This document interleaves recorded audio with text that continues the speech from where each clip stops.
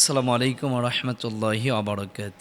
ইন্নাল হামদালিল্লাহ ওয়াসসালাতু ওয়াসসালামু আলা রাসূলিল্লাহ মাল্লা নাবিয়্যা বাদা। সম্প্রতি বাংলাদেশে ঘটে গিয়েছে এক চাঞ্চল্যকর ঘটনা, আর যার সাক্ষী হয়েছে সারা বাংলাদেশের মানুষ এবং বাংলা ভাষাভাষী যে ভাই বোনেরা দেশ এবং দেশের বাহিরে থাকেন। ইতিমধ্যে আপনারা একটি বিষয় সোশ্যাল মিডিয়াতে দেখে খুব হতবাক হয়ে গিয়েছেন, যার কাছে এ দেশ, এ জাতি, এ সমাজ, এ দেশের মানুষ নিরাপদ থাকবে তাদের দিয়েই যদি কখনো অনৈতিক কোনো কাজ কিংবা সেখান থেকে নিয়ে দুর্নীতি কিংবা দেশ নিয়ে একটা গভীর ষড়যন্ত্র, আর এই কাজগুলোর ছক যদি দায়িত্বশীলেরাই আঁকে, তাহলে এই দেশ তো সামনের দিকে যাওয়াটা খুব একেবারে দুষ্কর হয়ে যাবে।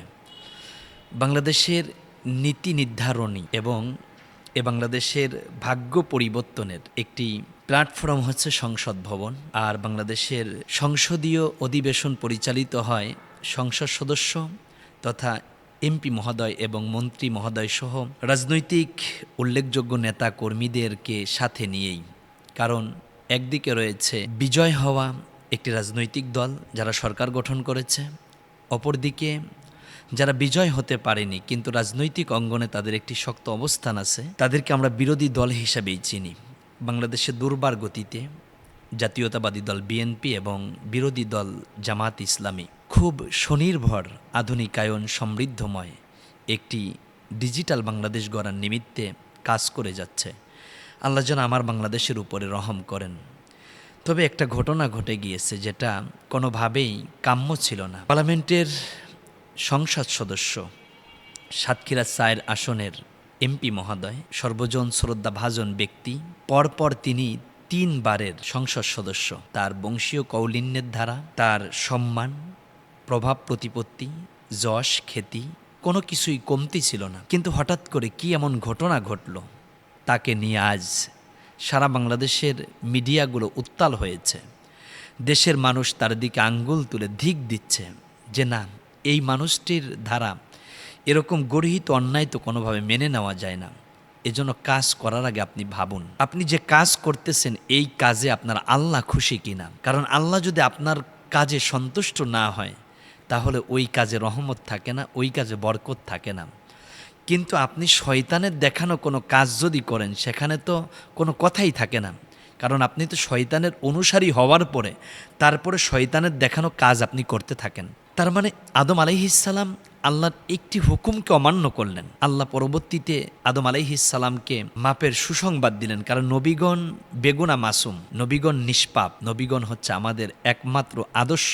সেখানে সেই নবীর উম্মাত আমরা, আখিরি নবী মুহাম্মদুর রাসূলুল্লাহ সাল্লাল্লাহু আলাইহি ওয়াসাল্লামের উম্মাত, যেই নবীর জীবনে কোনো গুনাহ ছিল না, আগেও ছিল না, পরেও ছিল না। আমার নবী হলো সাইয়্যিদুল মুরসালিন, সব নবীগণের নবী, সব নবীদের ইমাম। সেই নবী পাকের উম্মাত আমরা সব মিলিয়ে আসলেও আল্লাহর জন্য রসুলের তরিকায় কতটুকু আমরা করতে পারলাম, এটা চিন্তার বিষয়। আদম আলাইহিসসালাম একটা ভুল করলেন, তিনি আল্লাহর কাছে ক্ষমা প্রার্থনা করার পর আল্লাহ তাকে মাফ করে দিলেন। কিন্তু আমি আপনি তো প্রতিনিয়ত অগণন গুনাহ করে যাচ্ছি, কিন্তু আমি আপনি কি অনুশোচনা কিংবা অনুতপ্তের একটি জায়গাতে পৌঁছাতে পেরেছি? আমরা কি আল্লাহর কাছে চোখের পানি ফেলে কাঁদতে পেরেছি?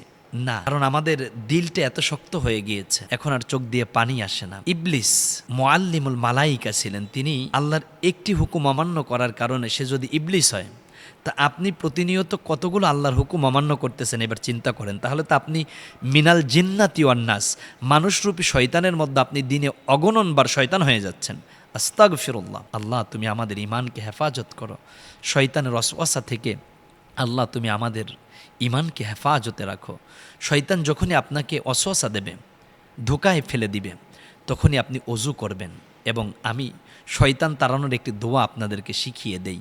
আমার সাথে ঠোঁট নেড়ে নেড়ে আন্তরিকতা, প্রেমের মাধুরী গাথা, ভালোবাসার কণ্ঠে উচ্চারিত করুন কোরআনের সেই অক্ষরগুলো, কোরআনের সেই সোনালি হরফগুলো।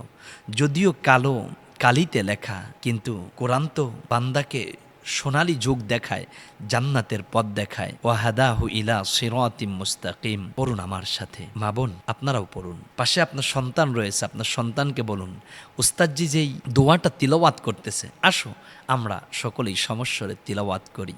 পড়ুন আমার সাথে। আউযু বিল্লাহি মিনাশ শাইতানির রাজিম। বিসমিল্লাহির রহমানির রহিম। যখনই শয়তান আপনাকে ধোঁকায় ফেলতে যাবে, আপনি সঙ্গে সঙ্গে এই দোয়াটা পড়বেন। আর শয়তান যদি আপনাকে চারদিক থেকে খুব পাকড়াও করে ধরে, সঙ্গে সঙ্গে আপনি অজু করবেন। কি হলো এমন ঘটনা, সাতক্ষীরা ৪ আসনের সাতক্ষীরা ৪ আসনের মাননীয় সংসদ সদস্য গাজী নজরুল ইসলাম, তিনি নাকি নারীসহ হোটেলে আটক হয়েছে। আমি এই দৃশ্য দেখার পরে খুব আশ্চর্যজনিত হয়েছি। এই ঘটনাকে ধামাচাপা দেওয়ার জন্য কেউ বলেছে এআই দিয়ে বানানো, কেউ বলেছে এটা ভিন্ন দিকে প্রবাহিত করার জন্য বা প্রভাবিত করার জন্য এরকম একটি ঘটনার ছোঁয়া আঁকা হয়েছে। মূল ঘটনা কি এটা আল্লাহু আলাম, আল্লাহ ভালো জানে। তবে ভিডিওটা দেখার পরে কখনই মনে হয়নি যেটা এআই দিয়ে বানানো। একজন ৭৫+ বয়স্ক সংসদ সদস্য, পার্লামেন্টের সদস্য, আপনি একটা ১৯-২০ বছরের মেয়ে নিয়ে হোটেলে গেলেন, আবার বললেন আপনার দ্বিতীয় স্ত্রী। হতে পারে আপনার দ্বিতীয় স্ত্রী, এতে কোনো সমস্যা নেই, শরীয়ত তো অনুমোদন দিয়েছে। ফানকিহু মা তাবা লাকুম মিনান নিসা মাসনা ওয়া সুলাসা ওয়া রুবা। তুমি চাইলে একত্রে 2টা বউ রাখতে পারবে, 3টা রাখতে পারবে, 4টিও রাখতে পারবে।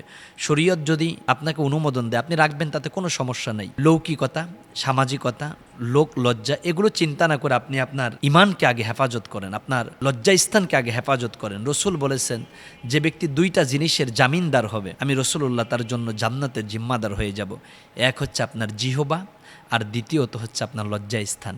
এই 2টি জিনিসের হেফাজত যদি আপনি করতে পারেন, নিরাপত্তার চাদরে এই 2টা জিনিসকে যদি জড়াতে পারেন, রসুল আপনাকে জান্নাতের চাদরে জড়িয়ে জান্নাতে নিয়ে যাবেন। আপনি ৭৫ বছর বয়স্ক একজন বয়োবৃদ্ধ মানুষ, সর্বজন শ্রদ্ধাভাজন একজন ব্যক্তি, আপনি এমন একটি গর্হিত কাজ কিভাবে করতে পারলেন? জাতি তো আপনাদেরকে দেখে শিখবে, কিন্তু যারা দিয়ে ভূত সারাইবেন তারাই যদি ভূতে ধরে, এ জাতি কোথায় যাবে? গাজী নজরুল ইসলাম, আপনার দ্বিতীয় স্ত্রী হতে পারে, কারণ আল্লাহ তো খুব দারুণ করে আবার বলেছেন যে তোমরা যদি ইনসাফ করতে না পারো তাহলে একটা বউ রাখতে পারো। আপনার সামর্থ্য আছে, আপনার ইনসাফের একটি জায়গাও আছে, আপনি 2টি বউ একত্রে রাখেন, কি আপনাকে নিষেধ করেছে? কিন্তু লুকিয়ে দ্বিতীয় বিয়ে করতে হবে, শরীয়ত যেটা আপনাকে ওপেন পারমিট করে দিয়েছে, পারমিশন দিয়েছে, লুকিয়ে দ্বিতীয় বিয়ে করতে হবে, এটা কাপুরুষের স্বভাব। আপনি এদেশের প্রথম স্টেপের একজন নাগরিক, প্রথম শ্রেণী ধারার একজন নাগরিক, আপনার মতো মানুষ তো সুপুরুষ, আপনি তো কাপুরুষ না।